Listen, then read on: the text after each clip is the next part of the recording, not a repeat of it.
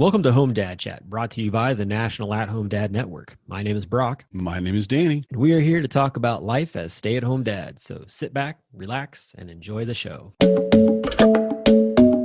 No, I don't want much. I even love handmade crafts made of macaroni. Come on now, you should know me. Times I might eat too much. No worry about my weight. Got the dad bod rocking on me. Sketches on my feet. Cargo shorts look good on me. I'm a dad, that's what I do. Hey, everybody, welcome back to the show. Hope you've had a great week. We have a guest with us today. We're just going to jump right into it, seeing as how she's in the same house as me. And there's really not a whole lot of introduction that has to be done because also she's been on the show many times, and most of our listeners have seen her run in on the Dad Lounge on either a Monday or a Thursday. We've got my beautiful wife, Corie, with us. Hi. Yeah. Hello, everyone. Insert applause noise. Yeah, I've got your that edit. clip. We could do that. Hey, Corie, welcome to the show. Hello, Danny. Hi, Brock. Hey, You don't have to say hi to yeah, him. yeah. If he hasn't She been rolled gone up- for at least 2 days. Yeah. She rolled over. Really No, miss he you. really Morning to me. hasn't. I haven't even kissed you good morning yet. I should do that at some point. Okay, but don't tell Brock. No, I won't. I Well- won't, Danny. Played. You made her blush. If you happen to kiss me, you definitely wouldn't tell Walked anybody. into that Not a story. You'd be like, oh, God, I kissed Danny. I don't know. I was drunk. It was Christmas party. I don't know what happened. Don't tell anybody. Don't tell Marnie. His Oh, my tongue's like a goodness. cat. Does he brush his teeth? God. People are gonna be like, "What did I tune into this Mhm. time?" My goodness. It's early in the morning here in Stevens Point, Wisconsin. I've been Uh-huh, awake for uh-huh. maybe 30 minutes. I don't know. I really don't know how long I've been awake. Oh no. Yeah. It's a great Well- day, very lazy day. We'll just jump right into all this. Back last February, we had Corie on the show, and she was sharing about the beginning learnings of her just finding out about perimenopause and what was going on with her body. And I was explaining how I had come across some TikTok videos and things like that. And lots of things have happened since then. And that's why we brought Corie back on the show, because she can update us all on what's going on. And hopefully, too, for any listeners out there who have spouses or partners who maybe they're going through the same things or have questions, answers, all that kind of stuff. Maybe we'll address some of them in this. And then maybe also, too, you'll learn some other future things that are coming up with that. Based on that introduction, Corie, take it away and tell us what's going on, and we'll see if us guys have any questions for you along the way or even understand at all what's happening. What it's like to understand. be a woman? Gosh, it has been a year. Since February, I have been taking some supplements, using a wild yam cream, and following up with my doctor on a quarterly, every 6 to 8 months. And this is my non-functional medicine doctor. I've also done my yearly gynecological visit that every woman should do. Make sure that you're doing your pap smears, breast exams, normal, regular self-care, and checking to see that your body is functioning the way it should and is healthy overall. Just doing all the things that I need to do to take care of myself and be healthy for my family and present for all of the things that I'm supposed to be doing in life and want to do in life. So, at my last checkup with my non-functional medicine doctor, we were talking about nuclear stuff earlier, non-functional medicine doctor, we did go ahead and do some blood work, and I had a second round of testing done with the Dutch test. The Dutch test is where we did a urine sample over a 24-hour period, catching at intervals per the test instructions to see where my estrogen levels and other hormone levels were at. From the original, which was estrogen is off the charts, skyrocketing, and progesterone was through the ground 6 feet under. It was there, but not good. We discovered that the supplements and the things that I've been doing to level that out has been working. Cool. Good. Yeah, the estrogen has come down, the progesterone has come up. Cortisol is still wonky as all get out, but I've had a lot of life happen that has caused a lot of stress, and the cortisol not being where it should be is understandable. Yeah, children and husbands will do that to you. I can Uh, understand. and Yeah, and working, work and your just your physical self and just all the things that come with that and all the things that I imagine emotionally, mentally that you're still experiencing. Yeah, absolutely. it makes absolute sense. Your cortisol where it's at. Also, did I tell you all that I turned 40 It's back in awesome. Congrats. April? So Yeah, that's I great. don't, I'm not afraid of 40. It feels good. It feels like I have just reached a new level. I'm at level 40 now, taking on Hmm. that gaming mentality. It's not an Yep, you age, it's a leveled up. level. It's a Get good to pick level a to new be field. at. Yes. It's got to Um, deal with something on your body hurts for no reason, but you can pick one. oh, snap, crackle, and pop this morning as I just Yeah, went to get out of bed. just a word of advice because 40 is a pivot point. Stretch before and after you do anything, exercise of any kind. If you decide, hey, we're going to the jumping park, they go to Mm, the trampoline park, you're going to no, there's die. no jumping. Yeah. Good. Good. There should be. You should keep moving. You should get. Absolutely. I will tell you from the oldest person here that stretching is incredibly important. Yes. Just, it's amazing. I'll get out and just do a 10-minute thing in the morning. And I'm like, wow, I didn't realize how many things were like just cold taffy and weren't ready to move. But it's nothing. You're the same person. Yeah, No just a change. number. Yeah. I have less ducks and frogs to give. Maybe that's a new thing. I have less patience for 20-year-olds. Their brain's not fully formed. Just keep No. reminding yourself, give them patience, Yep. give them, yeah. Yes. I, Let me rephrase. I have less patience for the 20-year-olds at work. And then I just shake my head and breathe and either walk away or remind myself that I'm at work and can't say half the things that are running through my head. yeah. I like my job. And soon it'll be your own children that are that age. And it'll be Mm, great. It's fantastic. and then I will say the things that are running through my head because they will be my own children. Because you can look at them and go, okay, look, you know that I love you with Uh-huh. all my heart, but you can't do that at work because people get a little weird. I don't know. Danny said he loved me. I think we should all call HR. Yeah. So do it with your kids, Yeah. though. That works. So some improvements that I've seen since being with you all last. I am not a dragon anymore.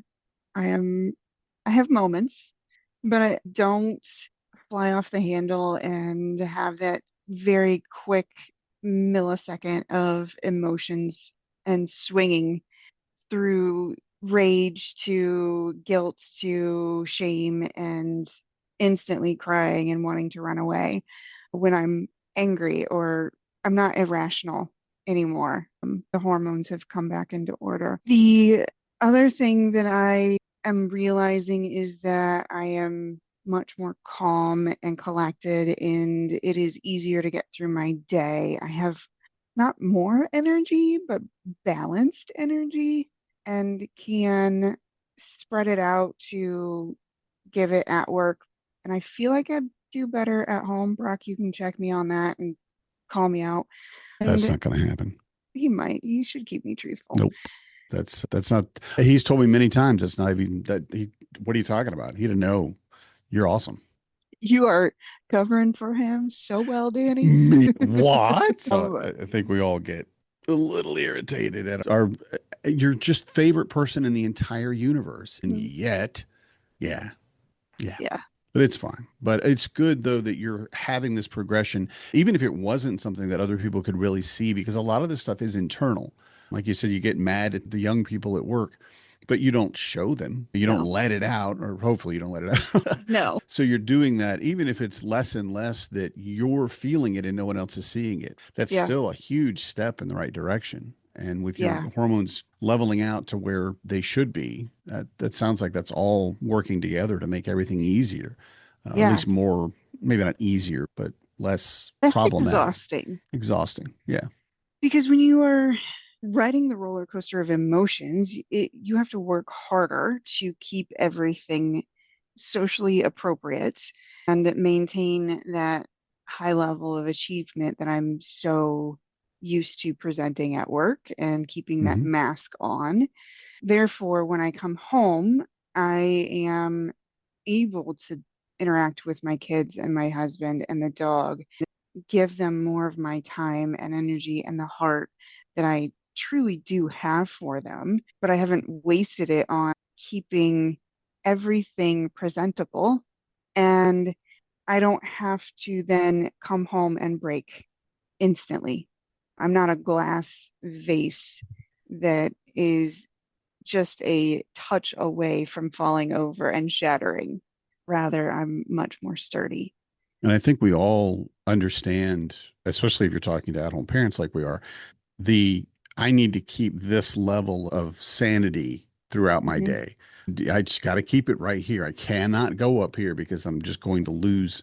I can ride at a 6 all day long. My kids push me to a 7 or an 8, and you might not be getting dinner. You have that, you're exhausted by the end of the day. I used to joke that, and I don't really drink that much, but I used to drink that at about 2:30, 3 o'clock, the kids start getting home and everything. I'm like, okay, so I just have to, is this an alcohol kind of moment or is this a caffeine kind of moment? What do I want to do this afternoon? Because I Yeah, may have to wire myself up to get these kids to bedtime, or I might have to dumb myself down because I'm already at a 9 of 10.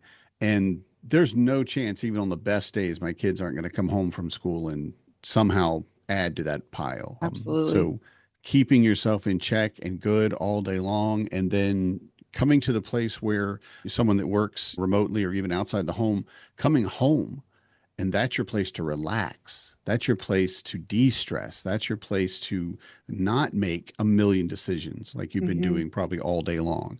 And you Okay. get that decision fatigue. You're like, I don't care what's, and I think we get that Hmm. again. I'm tired. What cup do you use? I don't care what, just pick a cup and get some water. I'm not doing this, right? It's a different thing, but you do make so many decisions throughout the day and so many things that just center on you. And at the end of that day, whatever that might be, and I think for like me and Rock, it's 18 years before you get your day off, but you have that time that you need to de-stress. So being able to have more energy at the end of that day because you're not exhausted from all those things or as Yeah, exhausted, yeah, it's got to be an amazing relief for you. it is. And parents and working, leading women, especially, can really identify with this in that I'm not only making decisions for me at work, I'm answering questions constantly at work. So I have 20 people that I'm responsible for. And then I have my peers that I'm working with. And we have work streams or side of the desk work that we're asked to contribute to as well. And it's, do you have this? Can I get this? What about this?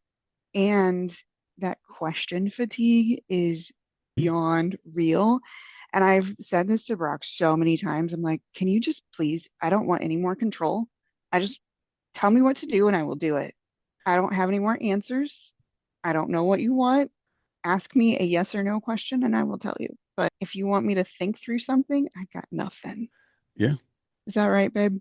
Yeah, no, definitely. And I think too, just that even goes as far as I know having conversations with guys in the dad lounge and talking about like your sex life and stuff. That's another side of it as well. Like being able to, yes, I want to be intimate with you, but like my brain is so just like all over the place. I don't even know where to begin. Can you be the person that like leads us into this time? I think is another aspect of realization in a relationship is that sometimes like you have to take that role on, and that's I think that and communicate like our communication has been a huge step in the right direction because that's something that wasn't really taught to us. Like we learned it. So being able to pass that on to other couples to be able to understand that is super helpful, especially in the situation like with just everything going on with your body. You're sometimes you're just exhausted, but yet at the same time too, like you're wanting to connect. And so to be able to do that, it's almost like giving up a like little sense of I've led all day. You be the leader on the side. And it's not even so much like a thing of like, all right, yeah, I get it. It's not a All that. dominance It's thing. it's not a dominance thing at all. And that's the other part that I think sometimes people are like, oh, like you're telling him, like, you tell me what to do and I can, we'll do it or whatever. And it's like, there's barriers and there's like comfort levels and all these other things that have to be talked about and brought into it, but it makes the relationship that much more just a I don't know, just makes it that much more of a more conducive situation to have a positive outcome. I was gonna say too, like just you were talking about where you don't have the so much like the spontaneity with the dragon side of things and that Mhm. sort of deal. There are times like not so much like I said the dragon, but what it is, there are times where you're like, all right, I'm off my yam cream, I'm off of this like for a Ah, short period of yes, time, cycles. and it's like I have to be like, as soon as you say that, like there's a whole nother switch that clicks in my brain. I'm like, okay, like batten down the hatches, tie up the mooring ropes, get everything tightened up. We're going in for it. Here comes the swell. Where's the chocolate? Bring out the chocolate bunny for sacrifice. Got you a Um, blanket and some chocolate and some tea. And what else? yes, You tell me. I'll go yes. get it. Yeah. I need a burger and fries. Get the comfy couch and get the child with the fan by her now. Yes, absolutely. So thank you for bringing that up, Brock, because so part of what makes me who I am is that I have chronic migraines and I have since I was 9. And then I have a medication that I take once a month for that. So I give you that context to help understand part of the cycle of a woman is that in a month when ideally I'm off my yam cream when my period starts and that hormone cycle comes together appropriately. That doesn't always happen because bodies do things, stress triggers things. Sometimes it is too hard to align the yam cream with the period, and it is better to be 3 weeks on the yam cream and 1 week off. Ideally, you're off the yam cream when you are on your period. My body does weird things, and it was too stressful to align it. So I just said, you know what? I'm going to stick with the rhythm.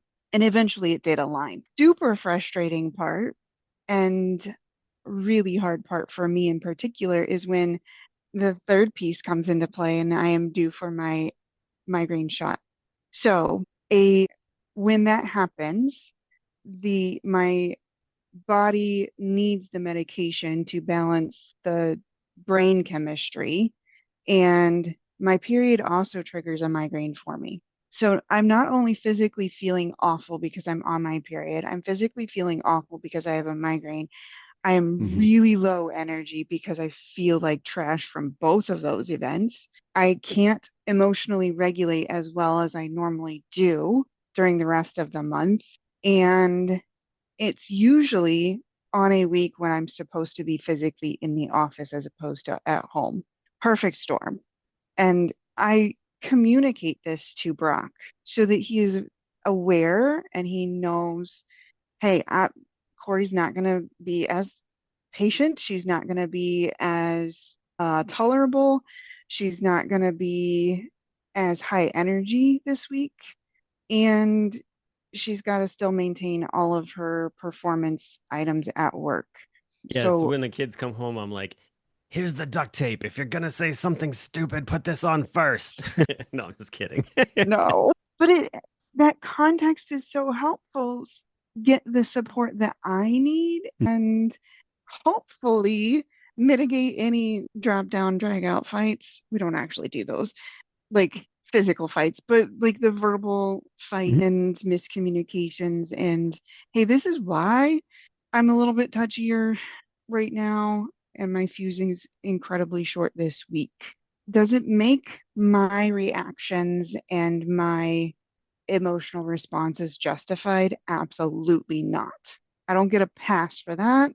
It helps him understand. Right. Yeah. Too, though, going back to like when you first came on last year, communication, I think, was one of the things that we talked about, just like how you communicate with me what's going on, because like I don't know until you tell me, and I Mhm. think that's one of the things in a lot of relationships where I don't have ESP. Like if you don't tell me what's going on, I don't know. And if I'm asking questions and that's annoying you, then that's not on me. That's on you for not telling me about it. But I, as a spouse, I'm obviously concerned. So like I want to know what I can do in this situation. So Yeah, the communication definitely has gotten even more than what it was previously. Not that it was not existent, it was there. It's just now there's like more details to it, more understanding of what's going on. And it's still something that's there's still developing things that are being learned, and like we have these conversations, which also too like adds to just being able to sit down and just being able to talk to you and have conversations about that outside of other like just the kids and whatnot, which I think is another thing too. Like in parenthood, it's like it's always about the kids until they're gone kind of deal. And it's like there has to be a way to defer off of that track and have conversations about our adult lives and what we're Yeah. going through. Because if you're just constantly on this track of kids, like when they're gone and then you try to have a conversation, it's going to be really just it's going to be bumpy, and you're not know where to really how to get on that track. So I that's one of the things that's been just a huge level of our marriage that I really appreciate, because there are so many that don't have that. So that's a big part of it. I For was going anyone to that yeah, go doesn't ahead. have that open, honest communication, it's to start mid game basically is difficult. If you're married 3, 5 years and you've never really had that open communication, it's going to be difficult. You're going to Mhm. run into some issues about you being embarrassed or even being your partner making fun of you or who knows what. A lot of judgment can happen. But the reality of it is that open and honest communication is the foundation of any good relationship. It doesn't have to be marriage. It could just be your best friend. It could be your medical doctor. It could be the guy on the bus that you met. Understanding that, hey, these are my boundaries and this is as far as I really want to go. I'm uncomfortable over here is amazing. But if people don't have that open communication and that's not working for you yet and you fight a lot, I've found that looking back, if you had openly and honestly communicated where you're at mentally and emotionally, and you said things like, Corie, like you said, hey, this coming into this week or this day or this year, this is where I'm at and this is what's going on. And again, it doesn't allow for, hey, look, I'm in a bad place. Things are all going crazy. So I'm going to be just a jackass all day and you have to take it. That's not what we're saying, obviously. And you No. mentioned that.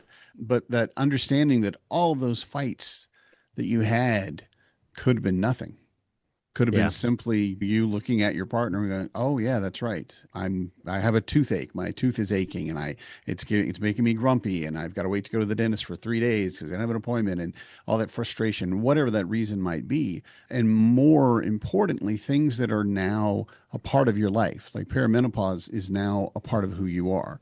It's a part of your story, which is actually, I think, very beneficial for a lot of people because they know, yeah, okay, that's what's happening to me. Now I got it. Now I can actually find a doctor who believes in perimenopause, right?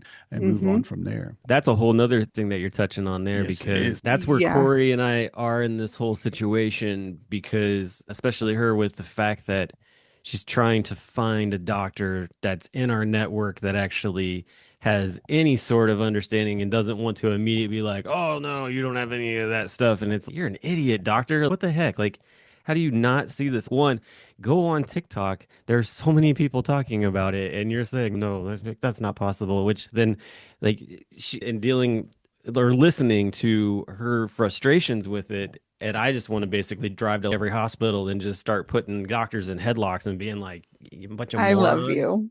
I love you so much, my dear. So I mentioned that I had my annual gynecological visits, and this is the doctor that I have been with who delivered both of our babies, who took care of my body after our miscarriage and that surgery. And for those who have experienced miscarriage in a DNC, I empathize with you. It is not fun, and you are a mother regardless if you have any more babies or not. And that was our first child, by the way. I will acknowledge that. And it is, yep, it's a process. So this doctor has been with us for 13 years, 14, nope, 2010. So a long time, a very Mhm. long time. She has been a practicing gynecological OB/GYN for 40 years, and I saw her this year. And I'm explaining all of my symptoms. I'm explaining what's been happening in our lives. And telling her about perimenopause and my non-functional medicine doc who's helping me through this. And she's, how do you know you're in peri? And I told her, and it sounds like I have not had a missed period yet. However, my period is changing. I am the only expert of my body, no one Hmm. else. And she says to me, it sounds like you're being targeted on social media. And I thought, What? You've just gaslighted me, Doc. Huh. Yeah, I don't Okay. understand that. I See, Also, now you you've understand been the stupidity that we're talking about yeah, here. It's yeah. crazy. practicing this for 40 years and you are the expert. This is also the doctor who said, I don't deal with hormones because that's not my department. And because I was asking her for help last year at my annual exam. And she told me at the end of that visit she's retiring. And I'm like, congratulations. Thank you for all of the help. In that moment, it was slightly sad. I get it. She deserves to retire. So I'm getting a new gynecological doctor. Bittersweet because she's helped me so much, right? And the more I thought about that comment afterwards, the more I'm like, actually, this is going to be a really good thing for me because she didn't hear me in that moment and she gaslit me.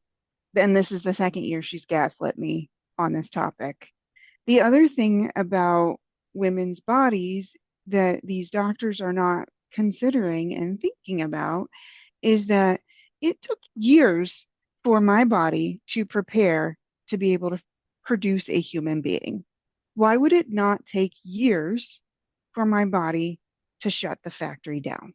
And those symptoms of that process are going to look slightly different, woman to woman, and they're not all going to start with, oh, you've missed a period and you're now no longer Right. consistent. The other frustration that I have experienced is that I went to my primary care physician and I asked for a referral. And I said, hey, I'm dealing with perimenopause.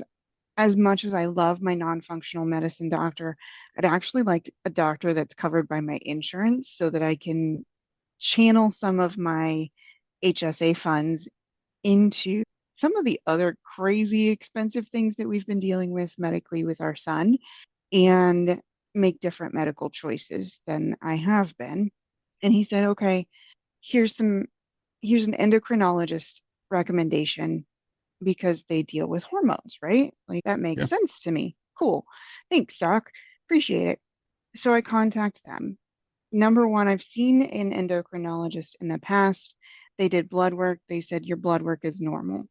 And I said, in the normal range, sure, but my hormones are not normal. The other thing I said is I don't want to see that endocrinologist again, which means that since I've seen them in the past 2 years, I have to be put on a wait list or request to see a different one within the group. Yeah. Some of them are not taking new patients, others don't treat perimenopause. And I sent a message back to my PCP and I explained the situation. He, I love my PCP. I'm not changing him. However, his response back was, it is one of the things that is considered a normal experience, and many doctors don't treat it. And I thought, half of the population in the world is women, and we're experiencing these symptoms, Hmm. and we feel crazy, and y'all are telling us that we can't get help, or you're just treating it like depression or anxiety, which, by the way, are parts of perimenopause, but they're not the root cause. Yeah. It's Certainly actually the symptoms. hormones. Yeah, I was gonna say, I think that also too, it's interesting that like a lot of the doctors are pretty much like just not even considering it. Like it's, and also too, I mean, if you think about it, TikTok's only been around for a short period of time, and that's where the first kind of like platform has come out and actually started publicly talking about perimenopause. Like I know the Holderness family, like they've actually like probably one of the Yeah. most famous influencer families out there has brought it up and addressed it or whatever. And there are people that are trying to get the word out there. But yeah, it's very interesting that good doctors are, they haven't been taught it. They didn't teach it in med school, and they might only be Right. getting to go to conferences every so often because they're busy.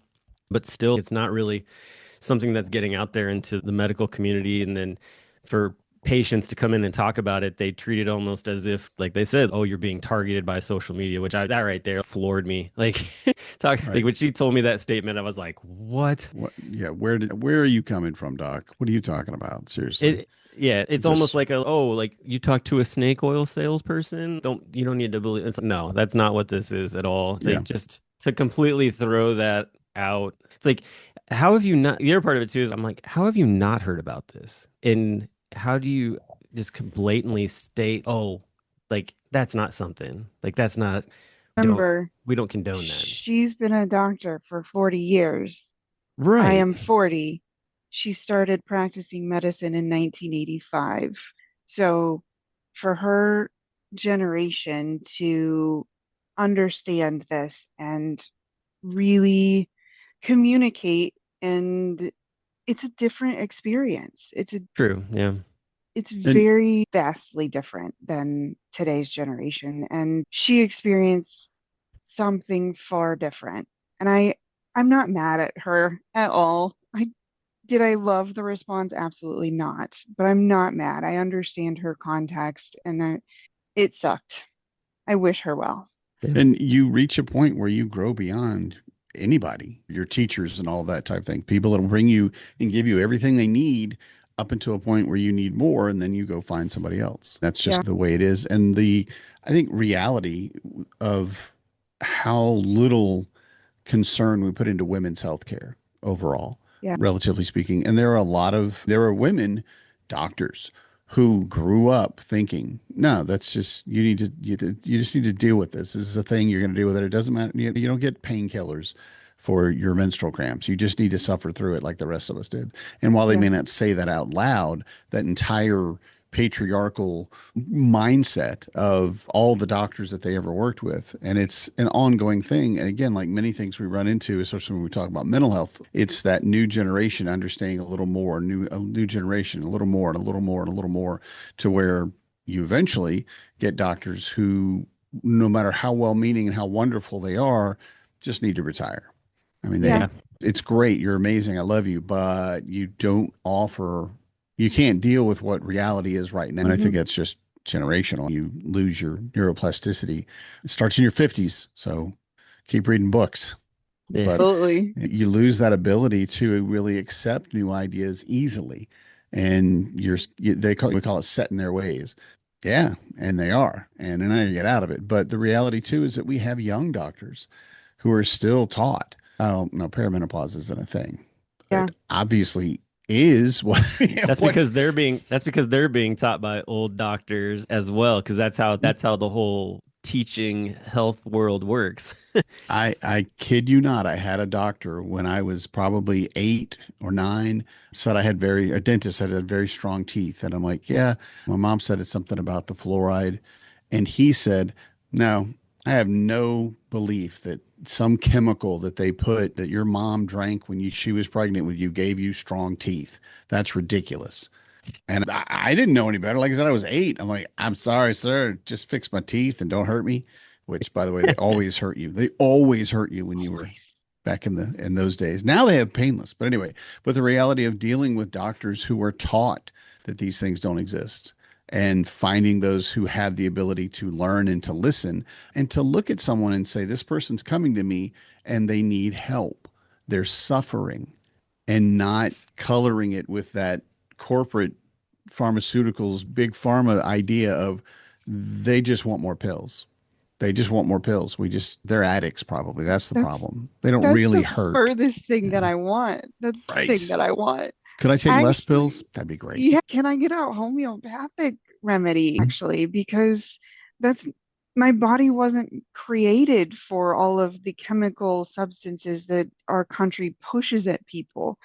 The wild yam cream is not a chemical substance. It's actually created from an herb and a root. Like that Hmm. helps balance the progesterone and the estrogen in my body.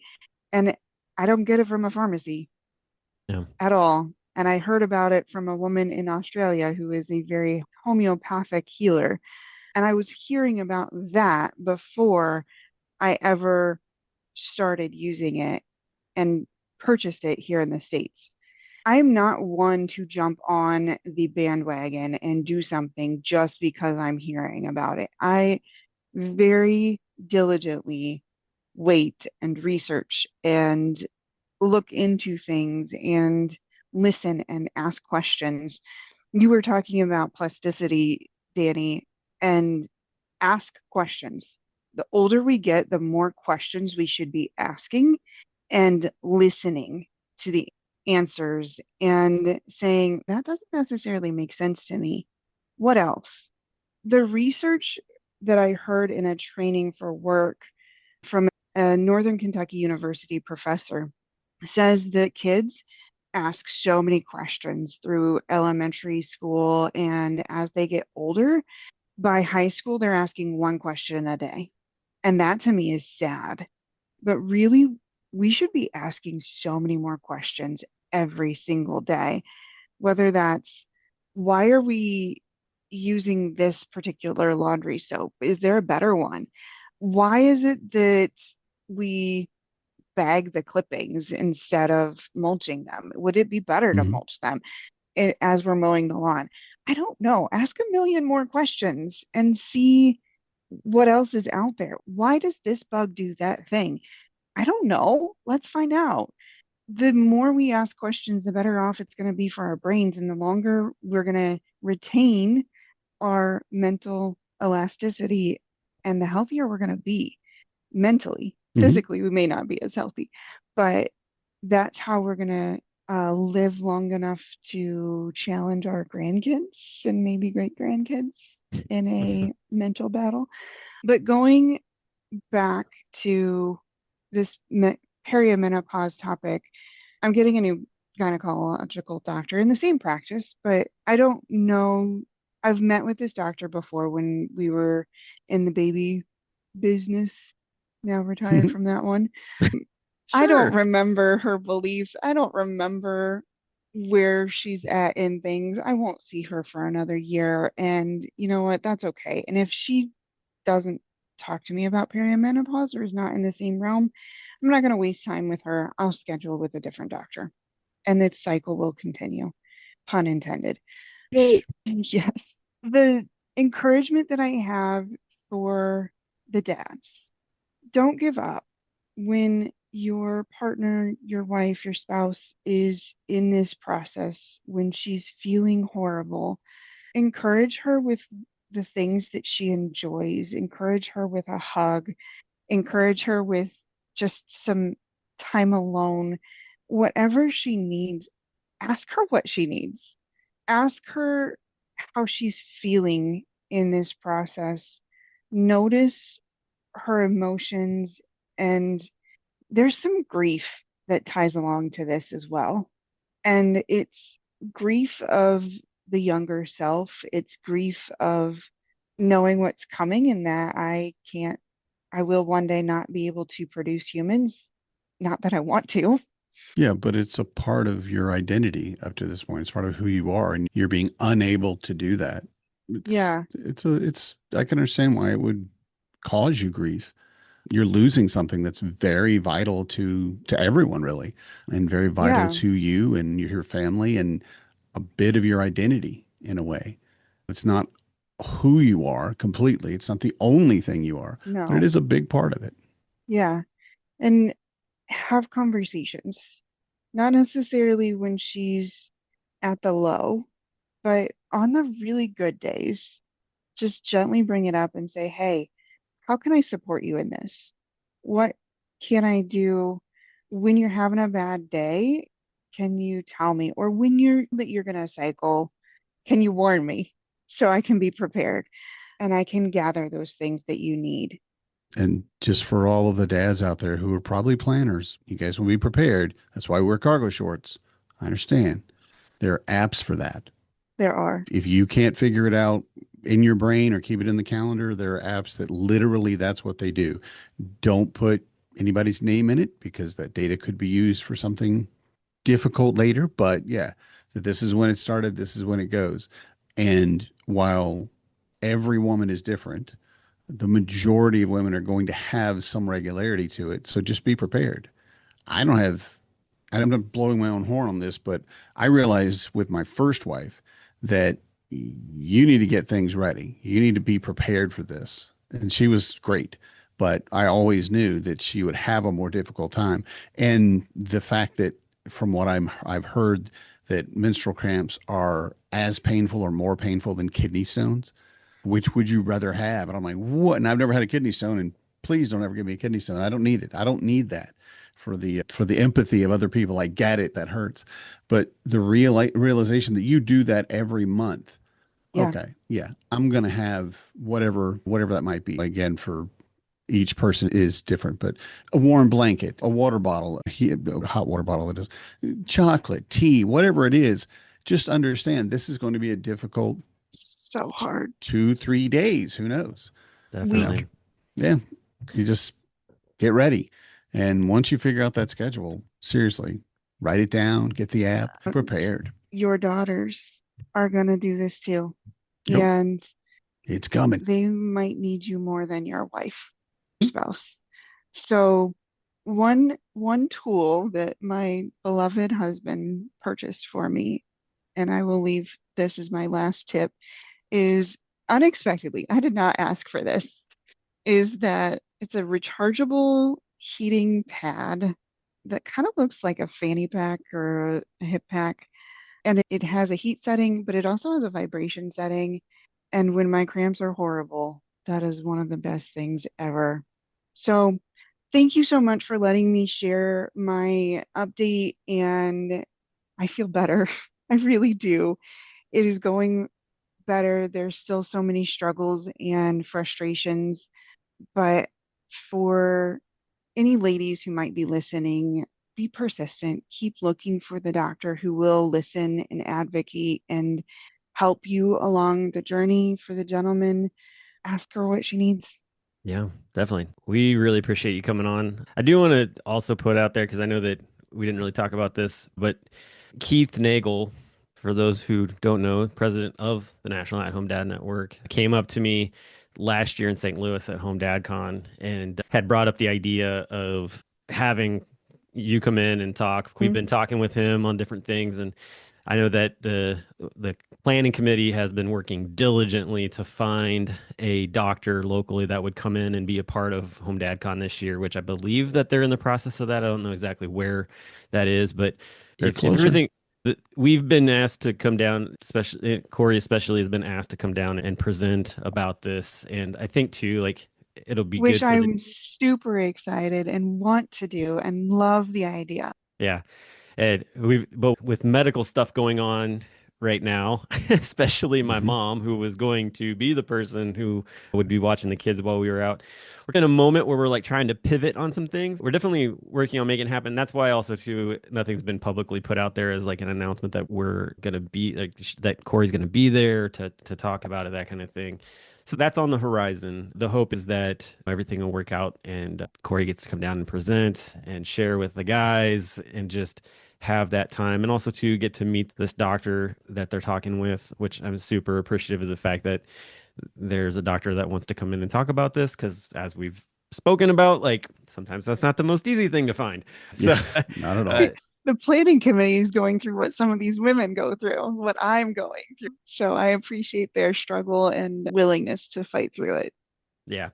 So I just wanted to put that out there too. That's because I know that we've had guys, especially in the dad lounge, ask, she would be great to have come to Home Dad Con. Is that going to happen? And there's things in the works and all these pieces have to fall into place. Yeah. So just to give a little more light at the end of the tunnel for that, there's definitely a plan being made out. We just, hopefully everything falls into place. But yeah. But Corie, thank you so much for giving your time to talk with us and just be vulnerable and share just what's going on. I know me personally living here with you, gotten to experience a lot of firsthand stuff, and I appreciate the fact that you're open to be able to come on and talk to others about it. Yep. Truly appreciate it. Thanks for letting me share, Danny, and best friend. I love you. I love you too. All right. With that, we will talk to you all next week. Until then, have a good one.